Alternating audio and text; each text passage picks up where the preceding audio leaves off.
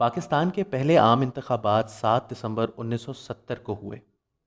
مشرقی اور مغربی پاکستان میں شیخ مجیب الرحمان کی عوامی لیگ، ذوالفقار علی بھٹو کی پاکستان پیپلز پارٹی، عبدالولی خان کی نیشنل عوامی پارٹی، عبدالقیوم خان کی مسلم لیگ قیوم، جمعیت علماء اسلام، جمعیت علماء پاکستان اور کونسل مسلم لیگ بڑی جماعتیں تھیں۔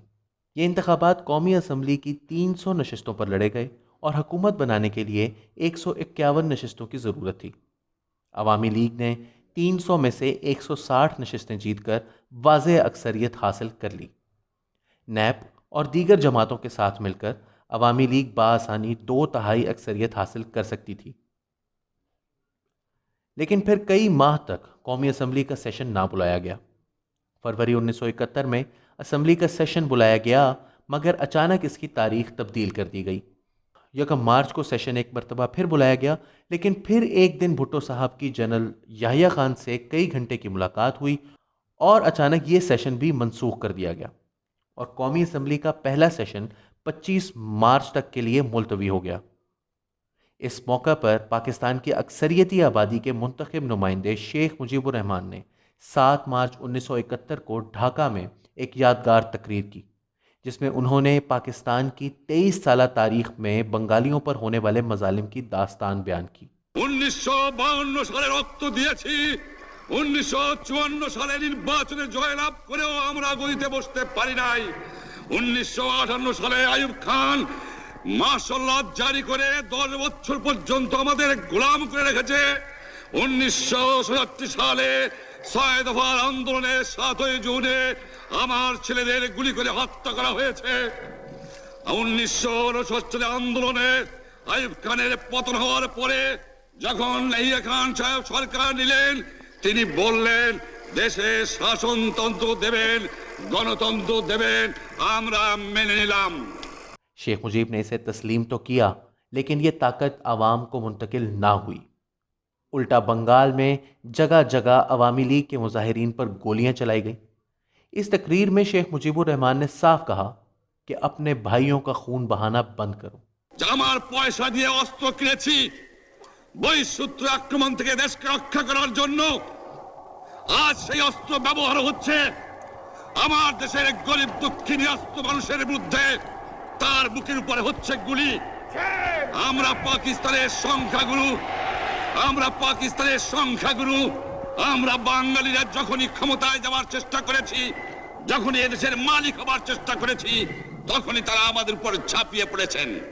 তারা আমাদের ভাই। আমি বলেছি তাদের কাছে এই কথা যে আপনারা কেন আপনার ভাইয়ের বুকে গুলি মারবেন? আপনাদের রাখা হয়েছে যদি বহিঃশত্রু আক্রমণ করে তার থেকে দেশকে রক্ষা করার জন্য। اس کے بعد شیخ مجیب نے اپنی مانگیں کھل کر بیان کی، اور ان میں سے اہم ترین مطالبہ یہ تھا کہ مارشل لاء کو ختم کیا جائے، فوج بیرکوں میں واپس جائے اور اقتدار عوام کو منتقل کیا جائے۔ আমি পরিষ্কার মিটিংয়ে বলেছি যে এবারের সংগ্রাম আমার মুক্তির সংগ্রাম, এবারের সংগ্রাম স্বাধীনতার সংগ্রাম।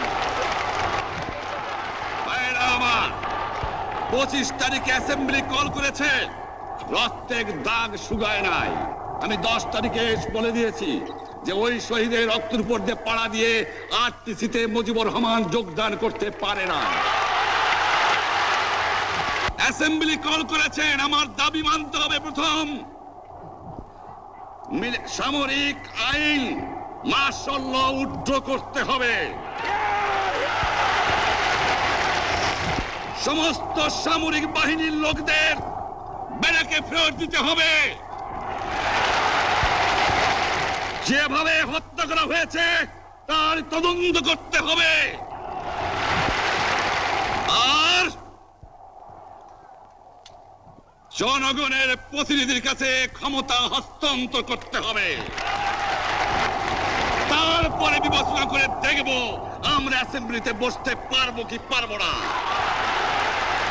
এর পূর্বে অ্যাসেম্বলিতে বসার অ্যাসেম্বলিতে বসতে আমরা পারি না।